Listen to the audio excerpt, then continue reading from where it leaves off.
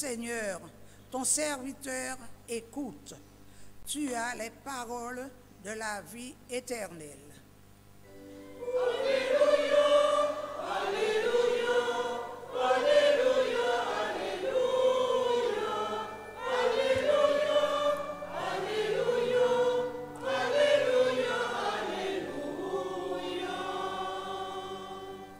Le Seigneur soit avec vous.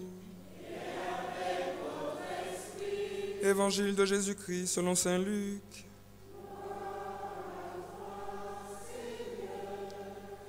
Comme s'accomplissait le temps où il allait être enlevé au ciel, Jésus, le visage déterminé, prit la route de Jérusalem. Il envoya en avant de lui des messagers. Ceux-ci se mirent en route et entrèrent dans un village de Samaritains pour préparer sa venue. Mais on refusa de le recevoir parce qu'il se dirigeait vers Jérusalem. Voyant cela, les disciples Jacques et Jean dirent : « Seigneur, veux-tu que nous ordonnions qu'un feu tombe du ciel et les détruise ?» Mais Jésus, se retournant, les réprimanda. Puis ils partirent pour un autre village. En cours de route, un homme dit à Jésus : « Je te suivrai partout où tu iras. » Jésus lui déclara : « Les renards ont des terriers, les oiseaux du ciel ont des nids, mais le Fils de l'homme n'a pas d'endroit où reposer la tête. » Il dit à un autre : « Suis-moi. » L'homme répondit : « Seigneur, permets-moi d'abord d'aller enterrer mon père. » Mais Jésus répliqua : « Laisse les morts enterrer leurs morts. Toi, pars et annonce le règne de Dieu. » Un autre encore lui dit : « Je te suivrai, Seigneur, mais laisse-moi d'abord faire mes adieux aux gens de ma maison. » Jésus lui répondit : « Quiconque met la main à la charrue puis regarde en arrière n'est pas fait pour le royaume de Dieu. » Acclamons la parole de Dieu.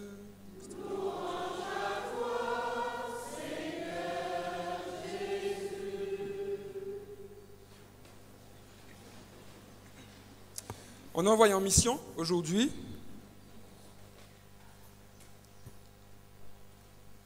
Vas-y. Pourquoi vous êtes debout? Ah, ils sont en communion. Vous m'avez fait peur, je vous ai dit quelque chose. Mon cœur a failli lâcher. On est envoyé en mission. La mission, un mot qu'on répète à tout va, et comme je dis souvent, eh bien, à force de répéter, on le vide de sa consistance. Je pars en mission. Quelle est ma mission? Père, je cherche ma mission. Qu'est-ce que le Seigneur fait pour moi? La première mission, c'est être disciple de Jésus. Dieu ne te demande absolument rien d'autre que d'être son ami. Le prier, lire sa parole, mais la méditer, la déguster, sa parole. Vivre des sacrements, la confession, l'Eucharistie, ce pain d'effort qui nous donne la force d'avancer sur le chemin. L'humilité, la charité fraternelle, c'est tout. Et à force d'aimer Jésus, eh bien, on fait l'expérience que notre cœur change. On change de vision, on change de regard, on change de cœur. La foi chrétienne n'est pas une série de bondieuseries à appliquer plus ou moins bien, efficacement, non. Des cases à cocher pour être de bons chrétiens, de bonnes chrétiennes, non, ça vous le savez, je défonce une porte ouverte. La foi chrétienne est un renouvellement de notre conscience. Dieu qui nous a sauvés, qui a un plan de bonheur pour nous, en nous sauvant, il nous ouvre les yeux en fait pour comprendre, découvrir que nous sommes aimés, chacun, malgré nos faiblesses, malgré nos limites, et qu'il a un plan de bonheur pour nous, un horizon positif, glorieux. Et entre nous aujourd'hui et cet horizon à atteindre, eh bien, il y a des embûches, des séductions, des pots de banane envoyés par le toto, le diable. Et toute la vie du croyant sera de détecter dans le monde ce qui le conduit à Dieu et ce qui l'éloigne de Dieu, ce qui le conduit à ce plan de bonheur et ce qui l'en éloigne, ce qui le rend heureux, réellement pas heureux sur le moment, heureux en profondeur, et ce qui l'attriste, puisque le péché, vous savez, n'est pas quelque chose de moral, c'est bien, c'est pas bien. Le péché est une offense à la joie. Parce que quand on pêche, même si on s'amuse, on prend notre pied, on est satisfait sur le moment, et bien avec du recul, on découvre une tristesse morbide parfois, qui conduit parfois aussi à la dépression, et qui a des conséquences désastreuses souvent. Alors aujourd'hui, on entend un « suis-moi » dans les lectures. « Suis-moi » Élie avec Élisée Paul qui dit, mais laissez-vous conduire par le Saint-Esprit, et Jésus qui en appelle plusieurs, suis-moi. La mission, c'est aller annoncer tout ce que je vis. Aller annoncer ce que je vis. Ce que je vis, eh bien, c'est une écoute, une docilité au Christ. Mais avant d'être envoyé en avant, il faut d'abord se mettre derrière, suivre les pas de Jésus. Et l'Évangile regorge d'exemples qui nous montrent eh bien, que quand on ne suit pas Jésus, on détruit. Là, les disciples, ils passent par un village de Samarie. Samarie et Jérusalem, des frères, mais des frères ennemis. Ça remonte au temps de l'exil, etc. Bref. Pour les Juifs de la Judée, enfin de Jérusalem, les Samaritains, ce sont des faux frères. Pas des collabos, des faux frères. Ils ont vendu leur âme. Bref. Et donc, un Juif ne supporte pas, un Juif de Jérusalem ne supporte pas un Juif de Samarie. Et donc, les apôtres ils vont préparer le terrain. Tiens, la mission, ce n'est pas faire à la place de Dieu. La mission, c'est aller préparer les cœurs pour que quand Dieu va venir, les cœurs soient prêts. Souvent, on est découragé. Oui, mais je lui parle de Dieu, je lui dis ça, il va comprendre. Mais ce n'est pas où qu'il faut comprendre. La mission, c'est d'aller dire aux gens, Dieu existe et il s'apprête à te visiter. Vous comprenez la différence? Ce n'est pas moi qui vais sauver, ce n'est pas moi qui vais faire. Je vais juste dire, Dieu existe, il t'aime et il a un plan de bonheur pour toi. Le jour où il va passer dans ta vie, ouvre-lui la porte. C'est tout.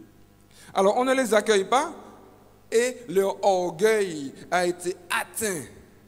Seigneur, est-ce que tu veux qu'on envoie un feu du ciel pour les détruire? Qu'est-ce qui me motivait dans la mission? Si tu veux détruire les gens même à qui tu allais parler, juste parce qu'on ne t'a pas accueilli.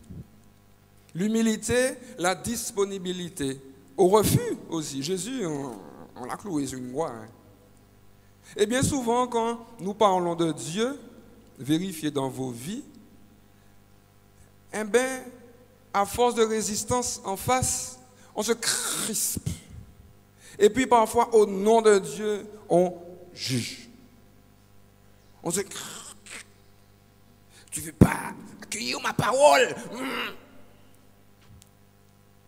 Et puis on va se mettre à envoyer un feu du ciel dans nos pensées. On va se mettre à juger ceux vers qui même on allait pour leur soi-disant annoncer la bonne nouvelle. C'est comme ces gens qui me parlent de la jeunesse qui est dans la rue, dépravée, qui veulent, ils disent, Père, il faut prier, hein? Et puis ces mêmes personnes, quand vous penchez avec eux, avec elles, et puis qu'elles voient ces petits jeunes là sous leur kiosque, ils disent, c'est ça un petit peu. Qu'est-ce qui me motive dans la mission? Alors Jésus dit, suis-moi. Parce que Pierre aussi, il avait dit, quand Jésus avait dit, mais pour vous qui suis-je, Pierre, au nom des 12, avait dit, tu es le Christ, le Messie de Dieu. Et Jésus lui avait dit, très bien, cela ne t'a pas été révélé par la chair, il t'a été révélé par Dieu. C'est Dieu qui t'a permis de voir en moi le Messie. Et puis quelques secondes après, Jésus dit à Pierre, passe derrière moi, Satan. Parce que Pierre, son estomac avait un petit peu gonflé peut-être. Jésus vient de lui faire un compliment. Jésus annonce ensuite qu'il va être crucifié, il va mourir. Et puis Pierre dit, Seigneur, n'importe quoi, tu ne vas pas mourir, non mais n'importe quoi. Non, on va défendre sa fête. Et Jésus lui dit, Satan, passe derrière moi. Pas arrière Satan, vous avez bien compris. Hein. Parfois, c'est ça l'inconvénient. Quand on ne lit pas la Bible, comme beaucoup de chrétiens, eh bien on se contente de ce qu'on nous dit dans la Bible. Mais comme il y a le téléphone arabe aussi pour la Bible, mais parfois on vous cite des citations qui ne sont pas dans la Bible, qui sont biaisées. Et puis on répète, oui, Jésus a dit à Pierre, arrière Satan. Non. Il a dit à Pierre, passe derrière moi, Satan. Il ne l'a pas traité de diable. Satan, c'est le diviseur, celui qui se met en obstacle, qui se met contre le plan de Dieu. Donc quand Pierre dit à Jésus, mais non, écoute Jésus, tu n'as pas compris, tu ne vas jamais mourir, il se met face à Jésus. Parce que Jésus doit mourir. Alors Jésus lui dit, passe derrière moi, redeviens un disciple. Et c'est quand tu vas passer derrière Jésus que tu vas comprendre et tu vas trouver le chemin. D'ailleurs, Jésus va bien envoyer un feu du ciel. Luc, celui que nous avons lu aujourd'hui, il a écrit un deuxième livre dans le Nouveau Testament. Lequel est-ce?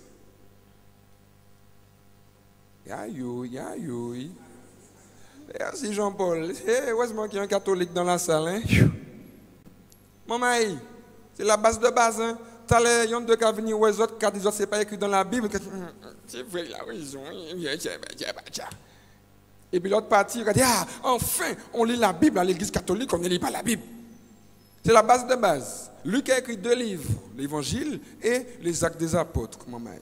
Il commence de la même manière. Les Actes, il dit, j'ai écrit un premier livre, je vais écrire un deuxième bord. Eh bien, Luc, qui a écrit ce passage-là, les apôtres qui voulaient envoyer un feu pour Fayabondem Samarie, eh bien, Jésus va leur montrer qu'en acte 2, il va envoyer un feu du ciel, mais qui va descendre sous forme de langue sur les apôtres. Pas pour les détruire, mais pour détruire en eux le péché. Amen. Amen. Quand tu suis Jésus, tu comprends que Jésus est là pour construire et pour bénir même ceux qui sont contre lui. Tu comprends que quand tu ne suis pas Jésus, quand tu as mieux compris la vie que Jésus, comme Pierre, Seigneur, mais non, tu ne vas pas mourir, Seigneur, mais non. Dans nos vies, c'est ça. Seigneur, mais non, tu t'es trompé de casting. C'est comme moi quand il m'a appelé à devenir prêtre. Seigneur, mais non, tu as du mal à comprendre. Tu vois, là, tu vois, je veux me marier, donc bon, ok, suivre. Moi, il fait ça comme ça, et puis vous pouvez suivre, vous pouvez battre. Comme dit le psaume, mais qui s'est fait le conseiller de Dieu? Qui a la prétention d'avoir été là dès la création pour dire à Dieu, au fait, bon, on va faire ça comme ci, comme ça. Dans nos vies, c'est pas ça. Seigneur, je ne t'ai pas trompé. Et quand on veut faire Jésus nous suivre, on se trompe assurément. Alors la mission, c'est d'abord se faire disciple de Jésus, être à son écoute, humble. Se laisser conduire, ça veut dire se laisser dépasser par Jésus. Et puis il y a, vous avez bien vu dans l'évangile, dans les lectures, une radicalité. Laisse les morts enterrer leurs morts. Seigneur, je vais dire au revoir à mes parents. Ben, celui qui met sa main à la charrue et puis qui repart, eh ben, il n'est pas digne du royaume. Allez ici. Vous avez bien compris que cette exigence de l'évangile, elle est avant tout spirituelle. Quand j'ai compris que Dieu m'appelait à devenir prêtre, je n'ai pas envoyé un WhatsApp à mes parents pour leur dire « Moi, parti !» J'ai pris 2 ans quand même avant de prendre l'avion pour partir dans le froid de la France, en exil. Vous avez bien compris que cette exigence, elle est d'abord spirituelle. À un moment, dans mon calcul, j'ai dû dire à Jésus, non, je ne retournerai plus en arrière, c'est chou, doit être devant. Et l'homme a peur de ça, s'engager pour Dieu. Une fois que j'ai compris que Dieu m'appelle à me marier, que Dieu m'appelle à telle chose, eh bien je dis, oui Seigneur, dans mon cœur, d'emblée, oui. Et Saint Paul, par rapport à la mission, il va parler à la communauté. Attachez vos ceintures, ça va faire mal. Les auditeurs de Radio Saint-Louis, bouchez les oreilles.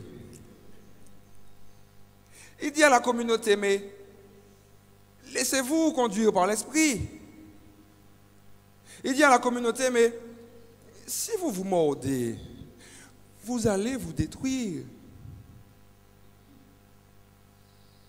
Vous savez que on a reçu une nouvelle mission, le Père Kataï et moi.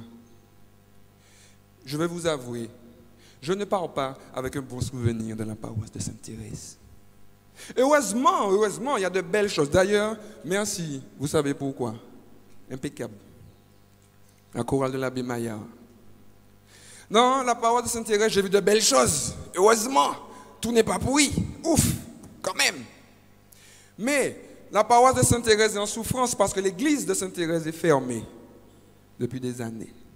Vous savez, l'église, ce n'est pas d'abord un bâtiment. L'église, c'est d'abord des âmes qui se réunissent et qui sont unies dans la charité. On est en train de monter un projet pour réouvrir l'église. Là, c'est concret maintenant. Mais les amis, si vous entrez dans votre nouvelle église comme vous êtes aujourd'hui, vous allez mourir. Parce qu'à Sainte-Thérèse, j'ai découvert une paroisse qui n'a pas besoin de prêtre. Bon, pour célébrer la messe quand même, au moins ça, pour célébrer la messe. Mais une paroisse qui est tellement autonome qu'elle n'a pas besoin de prêtre. Une paroisse qui ne sait pas être à l'écoute du Saint-Esprit. Une paroisse clérosée. Des gens dans l'église du bon Dieu qui sont là, qui font leurs affaires parce que yo caillou.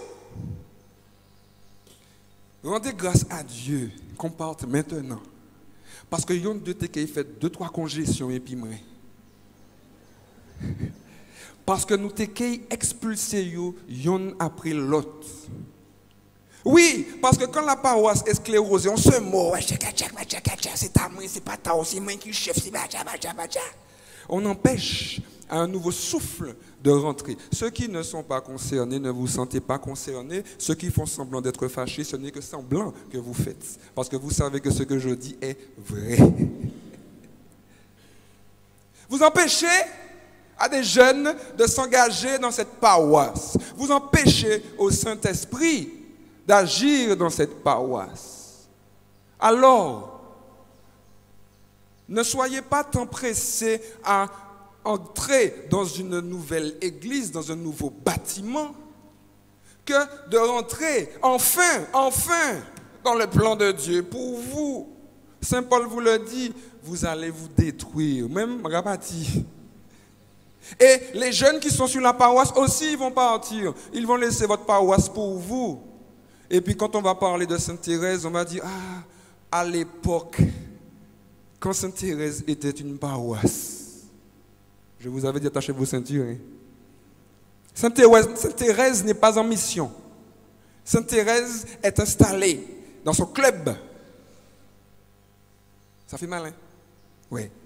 Aujourd'hui, le Seigneur avait ça à vous dire. Sainte Thérèse est installée dans son club à cause d'un petit noyau dur, sclérosé, gangréné. Je vais prier pour que nos successeurs purifient tout ça. Au nom de Jésus-Christ. Parce que la Martinique n'a plus de temps à perdre. Quand nous avons des âmes à sauver, nous avons des âmes à aller éclairer. Nous avons des jeunes qui veulent faire des choses. Nous avons des couples qui veulent faire des choses. Des gens qui veulent s'engager, mais ils voient des murailles d'orgueil sur la paroisse. Vous empêchez au Saint-Esprit d'agir. Aujourd'hui, c'est positif. Cette parole se veut prophétique, sans prétention. Le prophète est là aussi pour consoler, pour rassurer, pour dire il y a de belles choses sur la paroisse, Dieu merci. Il y a des choses qui se font, Dieu merci. Mais s'il y a si peu de choses en place à Sainte Thérèse, c'est parce qu'il y a une gangrène qu'il faut purifier. Alors cette parole se veut prophétique dans le sens où vous êtes invités, paroisse de Sainte Thérèse, à vous laisser malaxer par le Saint-Esprit et entendre, comme Jésus dit, passe derrière moi, Satan, tes œuvres d'orgueil là m'empêchent d'agir pour toi. Laisse-toi déplacer. Comme on ne peut pas mordre le prêtre, on mord ceux qui sont au service ou bien ceux qui veulent être au service. Le diable. Monseigneur Macaire, dans son mot, il donne 7 raisons de rater le paradis. Pas cette raison, cette occasion de rater le paradis. Dedans, il en donne 2 qui correspondent bien à tous les chrétiens évidemment, mais qui correspondent bien à cette paroisse de Sainte Thérèse. Premier, PMM, le palais monde mal. Attention, il dit que c'est démoniaque. Il dit, attention, hein, le palais monde mal, ce n'est pas un truc bisounours pour vous faire rire. Non, non, c'est démoniaque. Quand tu t'amuses à détruire ton frère, à mal parler, à inventer des choses sur la tête de ton frère, tu es au service du diable. Le palais monde mal. Et puis, l'orgueil.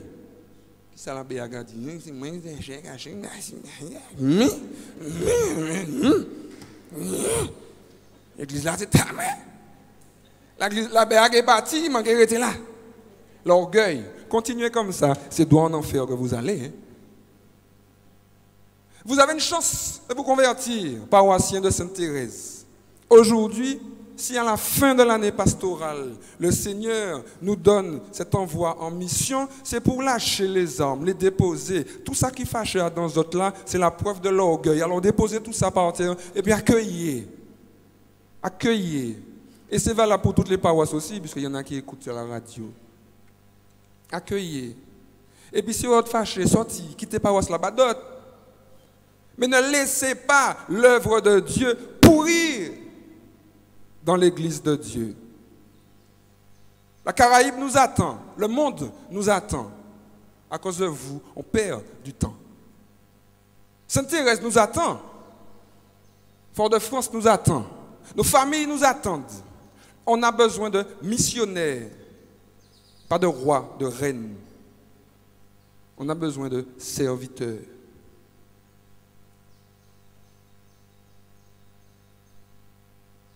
Alors que le Seigneur nous bénisse. Qui nous remet en question? On peut écrire à mon Seigneur Macquarie. Moi qui oui. Il n'y a pas de problème. Si on peut venir dire, moi, vous êtes fâchés, il n'y a pas de problème non plus.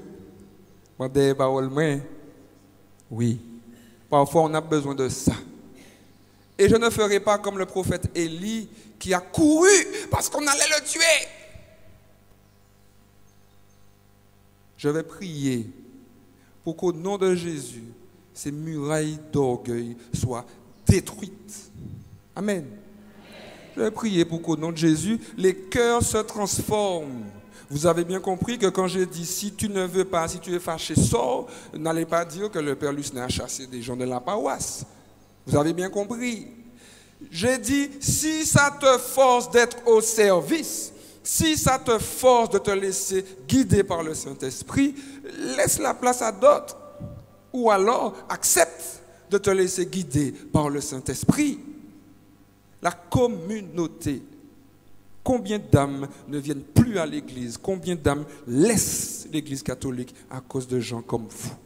De contre-témoignages. On prône la charité, le respect, blablabla.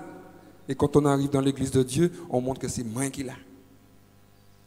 Le missionnaire, c'est celui qui abandonne tout. Et aujourd'hui, vous avez cette possibilité, soit de garder les mains fermées et dire, moi, t'es savent la bêta, c'était un ici. Non, en Bougissia.